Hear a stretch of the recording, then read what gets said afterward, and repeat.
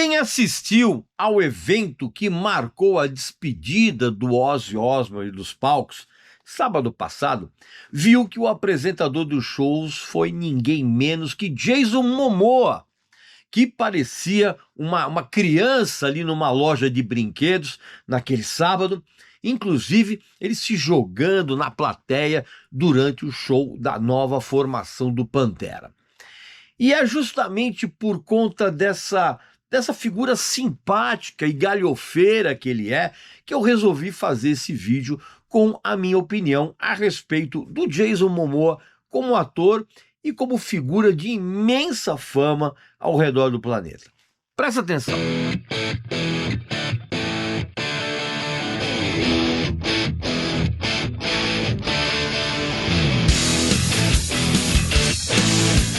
Eu tenho uma dica sensacional para você no mês do rock, em que a editora Belas Letras promove o seu Bookstock, né, com o espírito do punk e do pós-punk.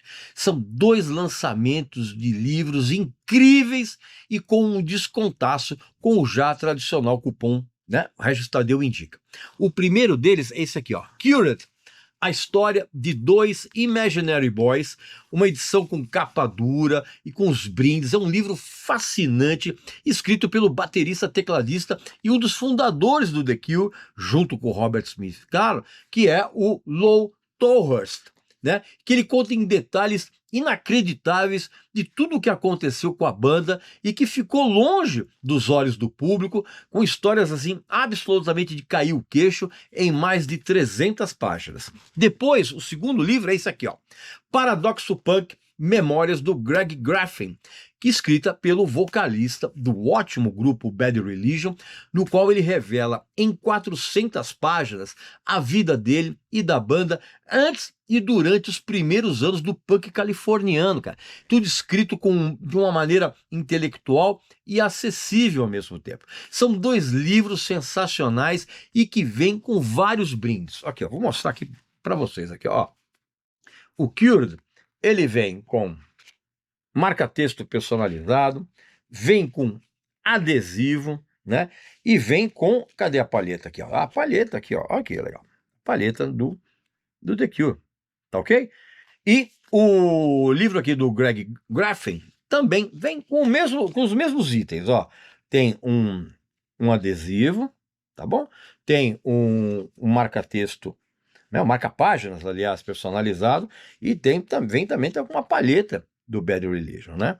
E você comprando esses livros lá no site da Belas Letras com o cupom, você pode ganhar também, olha que legal, um bottom do The Cure e outro bottom do Bad Religion, né? Isso você comprando lá no site da Belas Letras com o nosso cupom.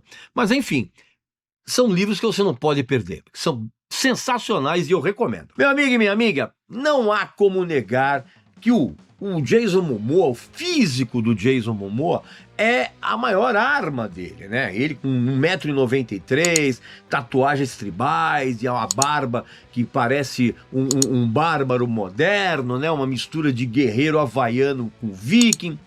O Jason Momoa é uma figura que realmente domina qualquer cena e esse apelo saiu da fronteira do cinema e acabou conquistando públicos diversificados, inclusive os fãs de heavy metal. Tanto que no sábado passado ele apresentou o evento que marcou a despedida do Ozzy e do próprio Black Sabbath dos palcos, né? Obviamente você já assistiu ao vídeo que eu fiz aqui no canal, que foi ao ar segunda-feira, eu comentando o evento Back to Beginning, né, inteiro, né, que foi realmente um evento histórico, com transmissão mundial, paga, né, claro, mas e que reuniu nomes gigantes como Metallica, Guns N' Roses, Slayer, entre tantas outras atrações. E a escolha de Jason Momoa como apresentador não foi aleatória, porque ele é um fã declarado de heavy metal, ele frequentemente é visto em shows de banda como o próprio Pantera e o Metallica, e a energia dele no palco, com uma atitude assim do tipo, eu sou de vocês, né? Acabou eletrizando a plateia. Muito mais do que um ator famoso, o Momoa, ele mostrou que ele é um cara que pertence àquele universo do metal, do rock, com uma vibe roqueira, desleixada e autêntica. Essa conexão com o público roqueiro, na verdade, reforça aquilo que torna o Momoa um artista diferenciado, porque ele é uma estrela do cinema que caminha a passos largos para se tornar uma figura cultural.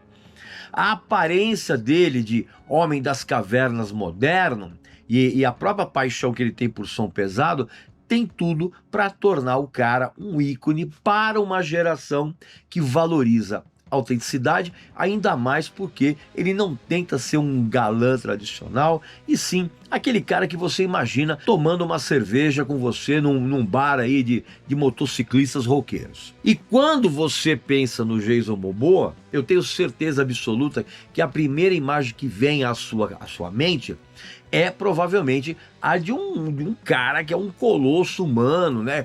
Quase, como eu falei, com quase 2 metros de altura, músculos esculpidos como se fossem uma obra de um escultor renascentista, aquela coisa toda, e uma cabeleira que o faz parecer um guerreiro viking havaiano perdido no século XXI.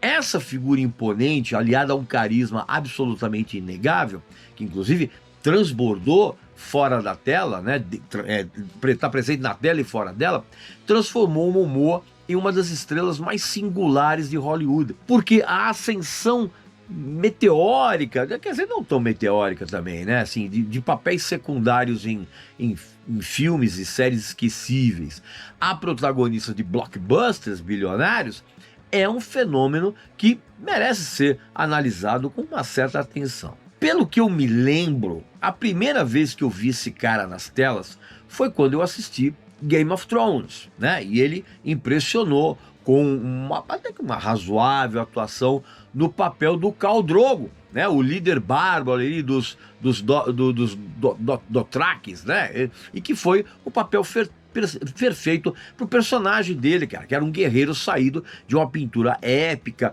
mas com uma intensidade primitiva, numa atuação de poucas falas, né? Inclusive a maioria das vezes que ele falava naquela linguagem fictícia, na qual a química com a atriz Emilia Clarke, e tudo isso fez dele um daqueles ícones instantâneos que a mulherada e o pessoal com baixíssima testosterona adora. O Momoa, claramente, ele usou o físico dele como uma ferramenta narrativa. Só que a performance dele dependia muito disso e, como ele não demonstrou nenhuma versatilidade na interpretação dele, o papel foi apenas de um brutamontes carismático, e isso, na verdade, bastou para a série. Depois do Game of Thrones, ele tentou capitalizar aquela recém-adquirida fama com uma refilmagem em 2011 do clássico Conan o Bárbaro, que foi eternizado pelo Arnold Schwarzenegger, você sabe disso. E o Momoa, ele teve a chance de crescer como ator no papel principal do Conan, mas o filme foi um desastre, tanto para os críticos como também para o mercado, porque foi um fracasso comercial retumbante. Eu lembro, inclusive, que eu assisti esse filme na época, e para mim foi até uma boa sessão da tarde, assim, divertida, mas lá nada além disso. E o Momoa, ele nem foi o principal culpado, porque o roteiro era muito fraco, a direção não tinha a menor inspiração, mas a atuação dele expôs as limitações que ele tinha. Ele tentou colocar uma intensidade do Drogo, mas o Conan, ele exigia mais nuance, algo que o Momoa, inclusive, não dominava naquela época, numa entrega meio unidimensional, e o filme naufragou, arrecadou apenas 48 milhões de dólares no mundo, e gastou mais de 90 milhões, ou seja, foi um tremendo prejuízo. Agora, o Momoa, tudo bem, ele tentou, mas assim, a lição para ele foi clara. Ele precisava de papéis que jogassem mais a favor dele e não contra. E desde 2011 e até 2016, ele apareceu em uns filmes bem mequetrefes, como o vilão em Alvo Duplo, né, de 2011, estrelado pelo Sylvester Stallone, e também como vilão no horrível Lobos, de 2014, e no razoável Estrada do Medo, que ele não foi vilão. Ali ele atuou ao lado da esposa dele, que era Lisa Bonet, que era a ex-mulher do Lenny Kravitz.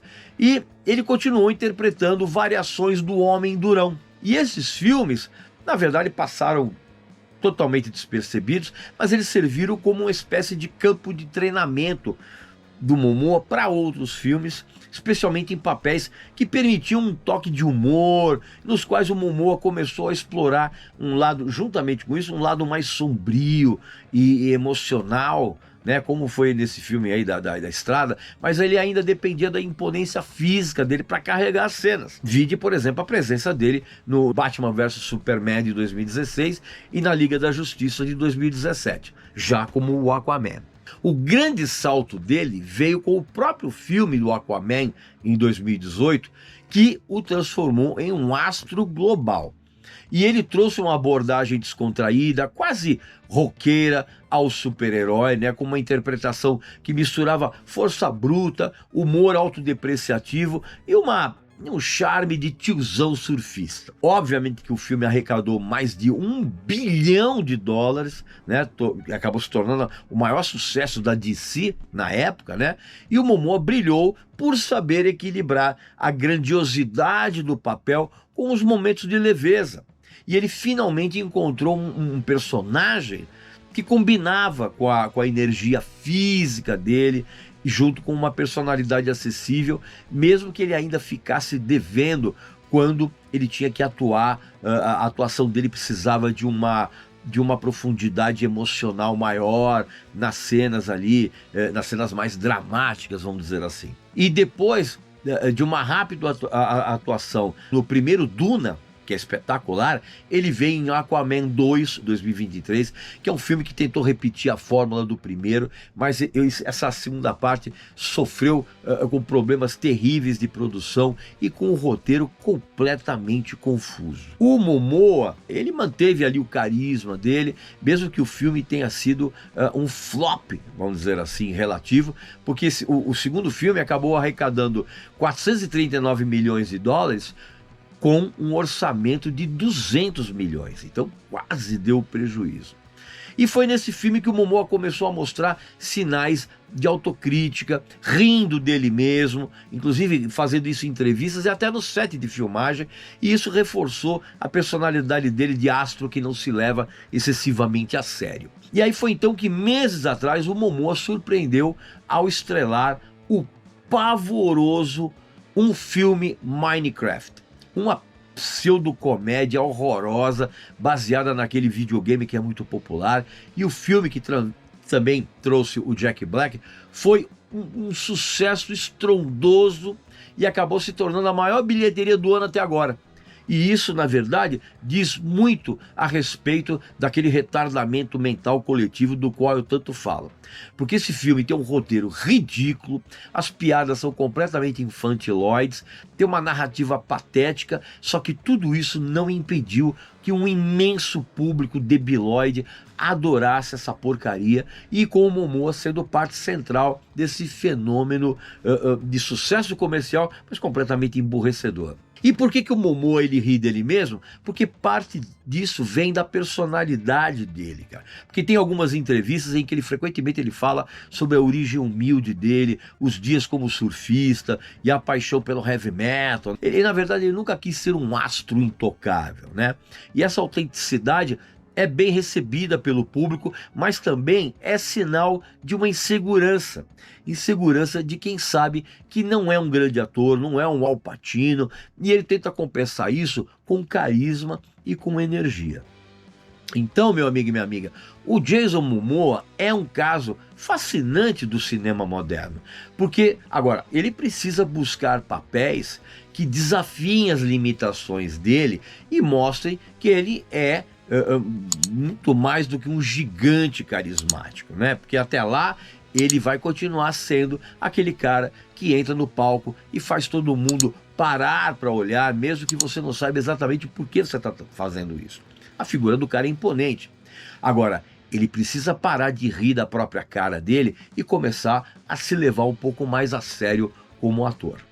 Pois bem, meu amigo e minha amiga, essa é a minha opinião a respeito do Jason Momoa. Aqui nos comentários, coloque a sua opinião. Quais são os filmes mais legais que você já viu dele? Quais são as porcarias que você assistiu? O que você acha dele? Coloca aqui nos comentários e eu volto muito em breve com mais um vídeo aqui para vocês, tá bom? Um abraço, saúde para você, para sua família e para seus amigos e até a próxima.